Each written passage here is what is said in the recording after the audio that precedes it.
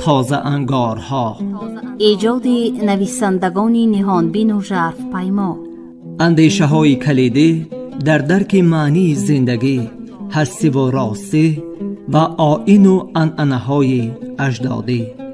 تازه انگارها، ظهور آفریده های نوین و بهین ادیبان فلک سیر از رادیوی فرهنگ.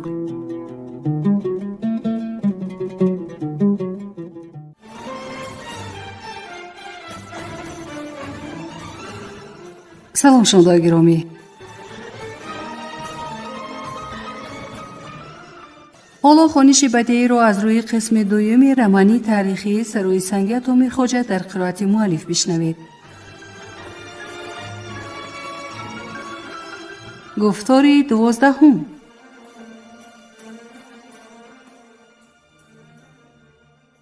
ودکسور.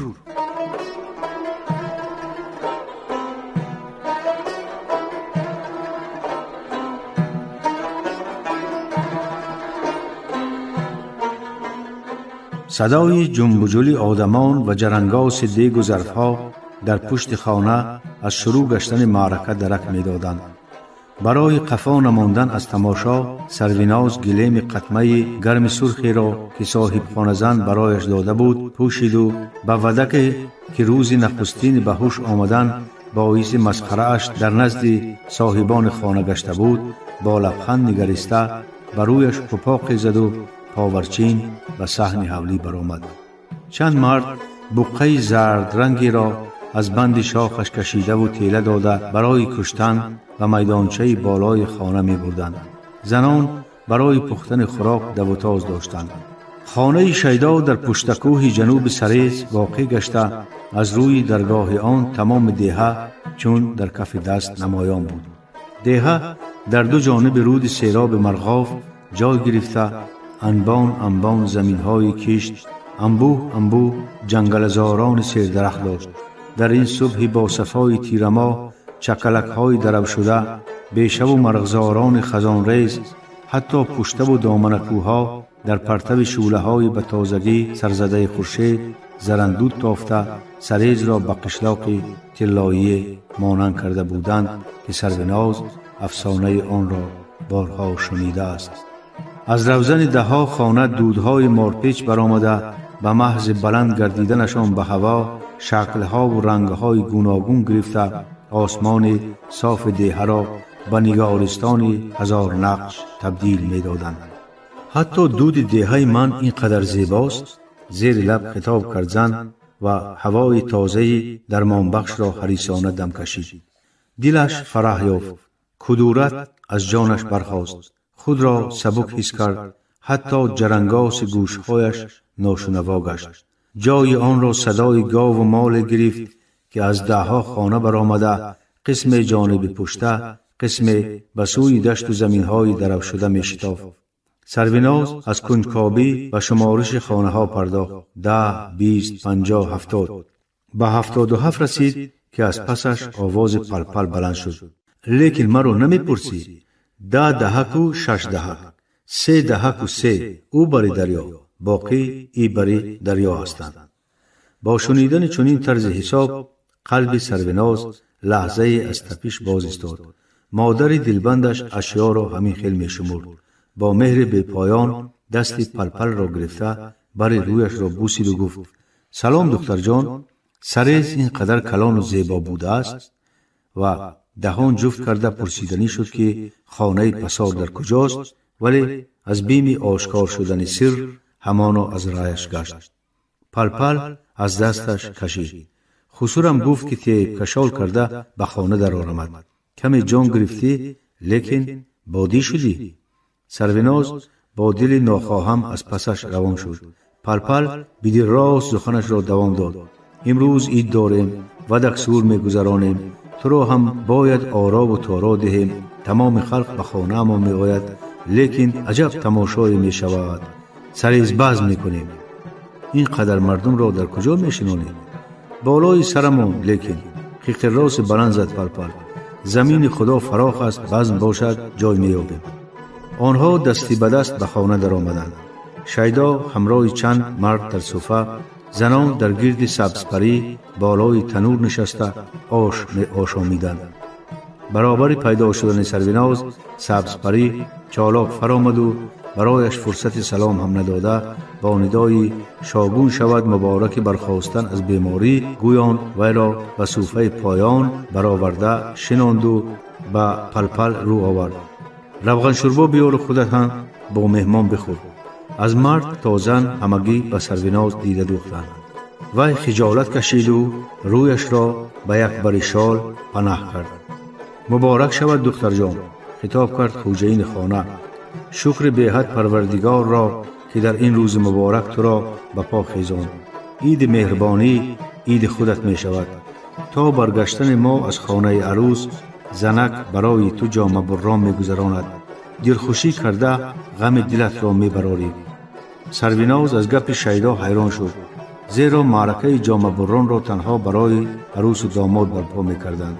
برای همین بی جرأتانه پرسید: شما مرا شوی دادنید ها؟ مردان و زنان برابر قاه زدند. روی سربیناز از غایت شرم سوخت. سبزپری او را از حال ناهنجار برآورد. پرره صحت شوی شوی هم می دهیم. و تو بر این زن خوشروی دهها طلبگار می براید. لیکن امروز نیت این است که برایت پوشاک دوزیم. برای چی؟ من به شما نه از ولی خیش باشم نه از وصی. این چه معنی دارد؟ دخترم، برای سریزی ها بهانه لازم است که دلخوشی کنند. اگر زنک ها به چنین قرار آمده باشند گپشان را پیر ملک هم گردانده نمی تواند. سربیناز سر جنباند و دیگر دم نزد، زیرا اکنون سرفهم رفت که این کار را برای آن میکنند که وی در حقیقت لباس نداشت. لباسی دریده تنش را برآورده کرته و پاجامه فراق صاحب خانه زن را به وی پوشانده بودند. عجب مردم بلند همت و سخی‌اند همدیاران من. با افتخار از دل گذران او. کاش پای تخت شغنان سریز می بود. بعد آنکه سربیناز از خوردن فارغ گشت و دستارخوان را برداشتند، خانه از مردم پر شد. خلیفه و کلانتران ده در صوفه بالا، سازنده و نوازنده ها در کنج جا گرفتند. دیگران هر کس موافق مرتبه خود هر دو صوفه و حتی چهلک و پایگه را پر کردند. سربیناز را همراه چند زن آبرومند ده در صوفه پست، زنان دیگر را طبق عادت در صوفه تنور شناندند. از گرد و نواحی خانه آواز حیقریق بچه ها به گوش رسیده معرکه را شهامت تازه می بخشید.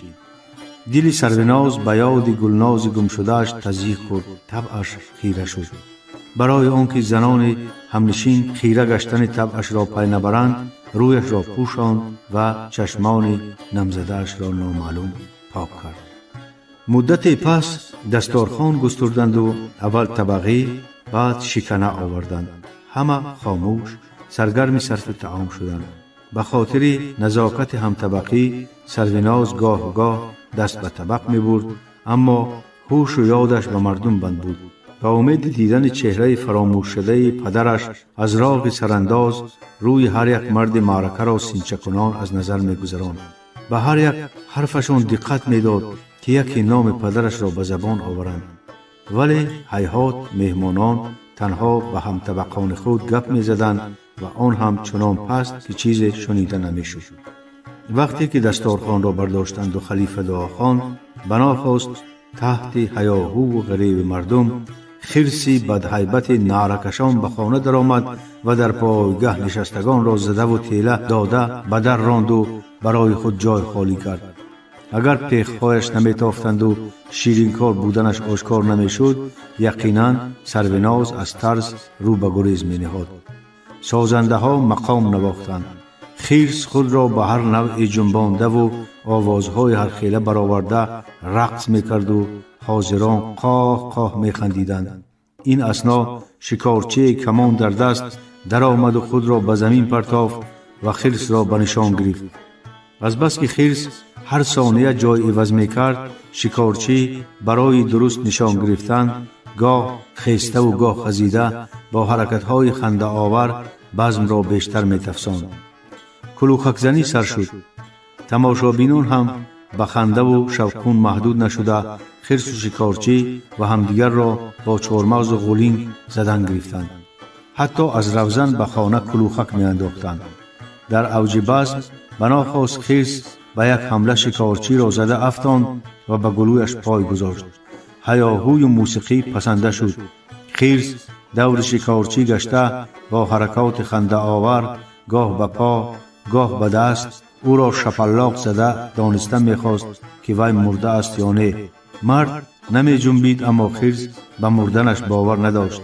بنابراین به کندن تارهای ریشش دست زد. هر تارش را که میکند شخ شده بر رویش نگاه میکرد. چون به این هم خانه نگشت، یک تهش را کشیده موی سینه و شکمش را کندن گرفت. بعد تحت خنده تماشابینان دست به فراوردن تنبانش برد. شکارچی دو دسته نیفه‌اش را خپید. خرس به خشم آمده جانب دوید تا سنگی برداشته با آن شکارچی را زده جانش را برآورد. در این فرصت شکارچی از جا جهیده تنبانهایش را داشته رو به گریز آورد. خرس از پسش سر کرده از خانه برآمد. خنده و کلوخک زنی از نو اوج گرفت. این هنگام یک دسته زن در سوفه تنور به نواختن دف شروع کردند. سبزپری در سولک بر طبق لخچه برداشته آن را به لب تنور گذاشت و سترخم روغن آلود را بالایش ریخت. خانه در یک دم از دود گوارا پر گشت. این اثنا در گشاده شد و تحت نداهای شوخی آمیزی ودک آمد پتک برخیز. ودک سردوش جوانی در آمد و او را در صوفه بالا در جایی که داماد را میشنانند به دیوار راست کرد. دو جوان پسشاه آنچنان که خاییده است به سر تاقیه های سرخ، به تن لباس های تازه شینم در دو بر ودک نشستند. سروناز انگشت حیرت گزید، زیرا هیچ گمان نداشت که لختک همخانه اش را حقیقتا هم داماد میکنند.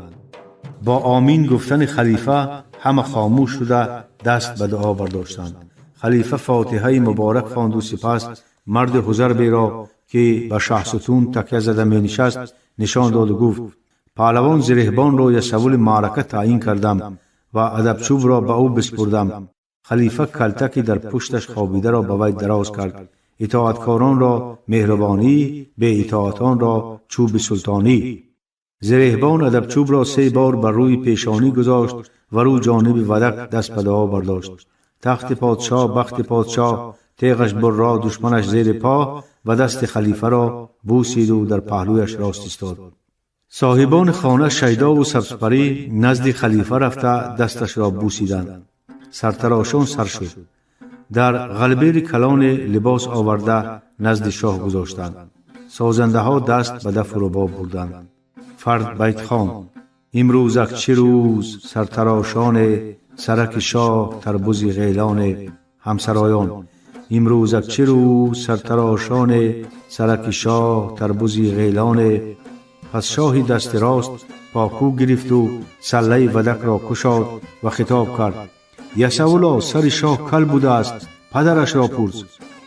یسول با کلتک به سر شیدا دوید و چند ضربه سبک به پشتش فراورد.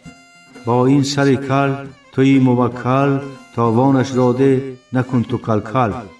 شیدا اول نیو و نیستان کرد، ولی تحت فشار یسول تاقی را از کیسه بغل برآورده به یسول داد. زرهبان تاقی را گرد سر چرخانده و رقص کرده به زیر پای شاه پرتافت. پس شاه دست به پیشانی شاه گذاشت. فرد بیت خان: امروزک چه روز، سرتراشان پیشانی شاه تخت سلیمان. همسرایان: امروزک چه روز، سرتراشان پیشانی شاه تخت سلیمان. پس شاه: یسولا، پاکو کون برآمد، این را کی آورده باشد؟ کسی گفت: سرت بیگ آورد. چند نفر شاهدی دادند: بله، سرت بیگ آورد، با دو چشم خود دیدیم. یسول از گریبان سرت بیگ داشت: یا تاوان پاکو را بده یا گردن به تیغش منه. پس از کشاکش کوتاه با مخاطب، یسول کارد را با غلافش از سرت بیگ ستانده با لعب و بازی به دست پسشاه داد. آوازخوانان: امروزک چه روز، سرتراشان رویک شاه ماه تابان. پسشاه: یسول، تو کجا را نگاه میکنی؟ شاه ما ریش ندارد، نزد عروس شرمنده میشویم. یسول: ودک را کی به دنیا آورد؟ استازریک: یسوول با نگاهش زریک را کافته یافت و به سرش دوید. یا تاوان ریش بده یا ریشت را قاق می تراشم. اوستا گریختنی شد که چند کس از دامانش قپیده فریاد کشیدند: یسوولا، این گناهکار را از دست نده. ریشش را بکن و به ودک چسبان. به خانه عروس غلامش بر. یسوول با کلتک به پشت زریک زده عاقبت با گرفتن یک نازکدو از گناهش گذشت. سرایندگان بزم را دوام می دهند. امروزک چه روز سرتراشان یکته شاه نقره گریبانه. پس شاه، تو چگونه یسوولی که یکته گریبان ندارد؟ یسوول: این خیل یکته ناقص را کدام نازنین دوخته باشد؟ خاله اش ماه پیکر جواب داد کسی. چند زن یک باره صدا برآوردند: با دو چشم خود دیدیم، با دو دست پرواسیدیم، ماه پیکر آورده بود. یسوول به صفتنور برآمده به پشت ماه پیکر که زیر رویمال زن سرنهان کرده است چند ضربه نواخت و او را تحت فشار گرفت. ماه پیکر هرچند کوشید به یسوول و زنان اطرافش مقاومت کرده نتوانست و انگشتپانه را در کف او گذاشت. سروناز چنان محو تماشای این بزم گرم و صمیمی گشت که تمام غصه و غم عالم از یادش رفت. وی در بزمهای بسیار کلان و خرد دربار اشتراک کرده هنرنمایی مشهورترین آدمان را دیده است، اما این دلخوشی عادی چیز دیگر است. خلق برای شاد کردن دل یکدیگر، برای سرجمعی و رضای خاطر هم چنین معرکه دلپسند را ساخته است. آره، اگر حاکمان از خلق ترسیده به هر بهانه آزارش ندهند، خلق خود می‌داند که چسان زندگی کند. نانش را هم می‌یابد، ملکش را هم آباد می‌کند، شرف انسانیش را هم نگاه می‌دارد. اما وقتی که حاکم ظالم میان مردم می‌دراید، توازن زندگی ویران می‌شود، در سینه‌ها کینه و عداوت می‌افتد، آرام و ثبات حیات برهم می‌خورد. خدایا خداوندا، در سر هیچ حاکم هوای برتنگ نافکنی. زیر لب دعا میکرد سروناز. یسوول برای تنگ بودن موزه با دو زن همسایه که بنابر تصدیق حاضران گویا آنها خریده باشند کشاکش داشت. چشماتون در کجایند که یکی را سرخ خریده دیگری را زرد؟ مگر شاه مملکت را مسخره میکنید؟ اشتلم میکرد زرهبان. تاوان ضرر را برآرید، نباشد شاه انبارتان را به خانه خود میکشاند. باز غلاغله پرنشاط اهل معرکه به فلک پیچید. کلوخ زنی اوج گرفت. یسوول از زنان جریمه ستانده غالبانه کتف و دست جنبانده ارغوش رفت. سرتراشان با سرود شاه زیبانی کرته گریبانی و رقص دست جمانه به آخر رسید. خلیفه برخاسته با آواز بلند نام آنهایی را که به خانه عروس می روند اعلان کرد و دعای سفر خواند. پس شاهان ودک را از دو جانب برداشته راه سفر پیش گرفتند. سرود، رقص، شوقون و هنگامه آسمان کف در بیرون هم دوام کرد. پس شاه دست راست با ودک به اسب سوار شد و او را با رویمال به پشتش بست. پس شاه دویم جلو اسب را گرفت و اهل رکاب سواره و پیاده از دنبالشان حرکت کرد. از بس که خانه عروس در کناره دیگر دیه واقع است، ره به ره آدمان زیاد، چه خرد و چه بزرگ، چه زن و چه مرد، با هیاهوی و شوخی و بازی و سورکی ها همراه می گردند. سریز به طربگاه عظیم تبدیل یافت. سروناز با چند زن و مرد خواجگی در خانه ماندند. روحی همه بالیده وقتشان خوش بود. شیدا یک بند هیزم را به دهن تنور تیله داد و به زنش رو آورد. مهمانمون از شکنات لقمه به دهان نبرد. یگان اوقات طبع دلش رو تیار کن. زن گویا منتظر همین امر باشد با دو جهش از تنور صوفه به نزد سروناز فرامد و گفت: خواهر جان، شربت پزم، اموج پزم، حلوا پزم، دلت چی میخواهد؟ ول امت چه قدری که توانستم خوردم، دیگر تشویش نکش که کفران نعمت می شود. سبزپری کفران نعمت را نفهمیده به شوهرش چشم دوخت. آدم خواندگی می نمایی خواهر؟ شیدا به صوفه برآمد و در نزدشان چارزانو نشست.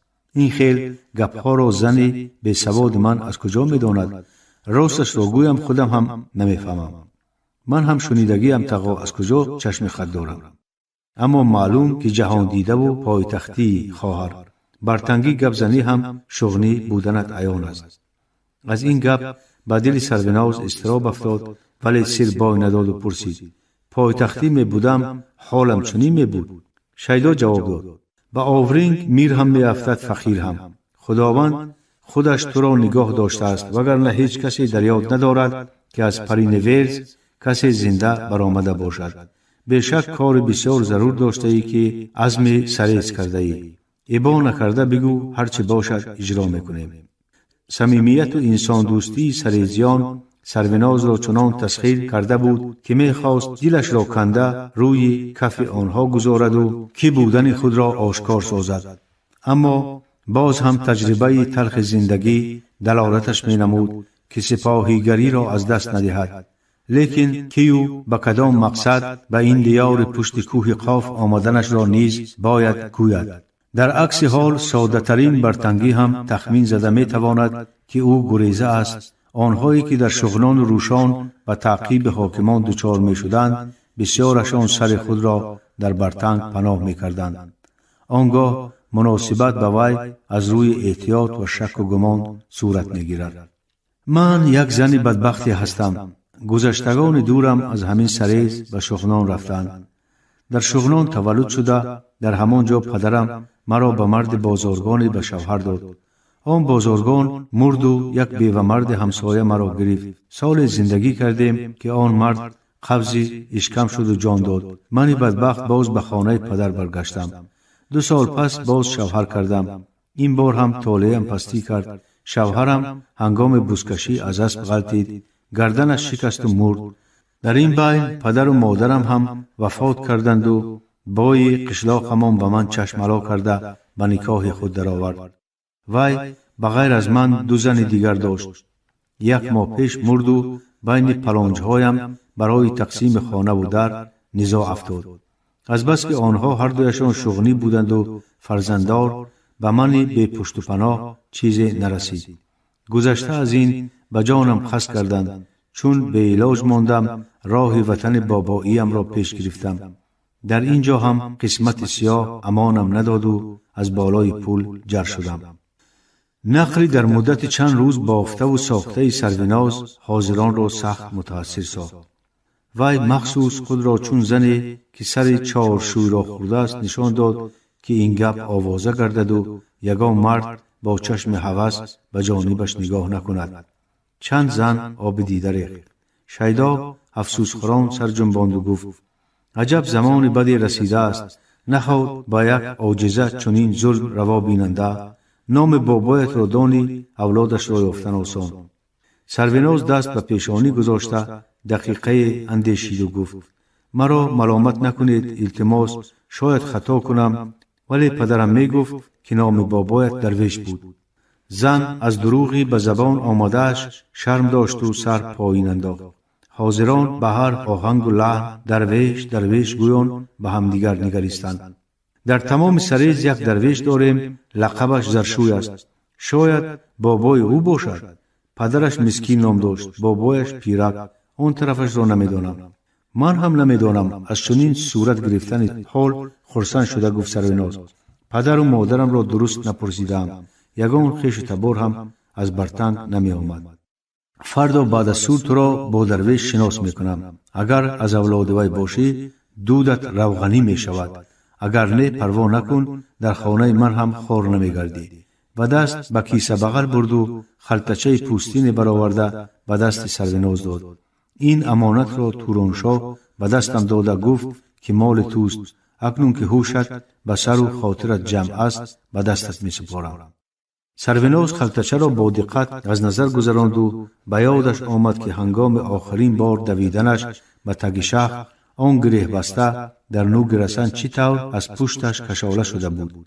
درونش چی باشد؟ از دل گذران سروناز و زبان گشاده گفتنی شد که خلطه مال او نیست، ولی سبزپری به میانه درآمد. خواهرم دهنش را نگشوده ایم، چنان که دوخته همان طور ایستاده است. این لحظه سروناز هم اندیشید که اگر بگوید که خلطه از من نیست، پرسکا بیشتر می گردد و او به یگان سوال پاسخ آماده ندارد. بنابراین چنین گفت: هزار رحمت، نمیدانم قرض این قدر آدمگری هایتان را چیسان برگردانم. خواهید یک عمر پاکار در خانه تان می شوم. این طور نگو خواهر، رو ترش کرد شیدا. باشنده برای رونده است گفتند. نباشد این مال و منال دنیا را برای چی جمع می کنیم؟ شکر خدا که یک دو کس را نان داده می توانیم. از این سخنان پر محبت دل سروناز تکان خورد و اشک از چشمانش روان گردید. شیدا گناهکارانه از جا خیست. سبزپری سر مهمان را در کنار گرفت و نوازش آمیز: پروا نکن خواهر جان، بعدی که دستت را تازه میکنیم بختت البته آمد میکند. گفت. سروناز از این گپ چیزی نفهمید. چغیر دستم را تازه میکنه؟ زن و شوهر در نوبت خود حیران شدند. همین خیر رسم است کو؟ شرح داد سبزپری. دست زنی را که 4 بار شوهر کرده و هر 4ش نابود شده باشند باید تازه کرد. دل سروناز ته کشید. راستش نمیدانم. زن حیران به شوهرش نگریست. شیدا کیک در هم کشید.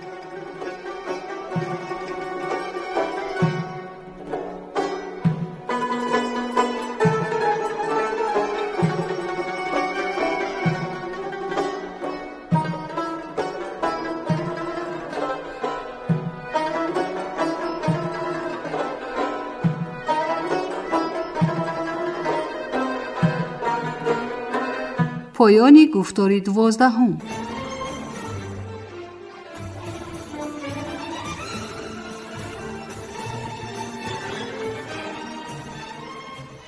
شنونده های گرامی، شما خوانش بدیعی را از روی قسم 2 رمانی تاریخی سروی سنگ عطا میرخواجه در قرائت مؤلف شنیدید.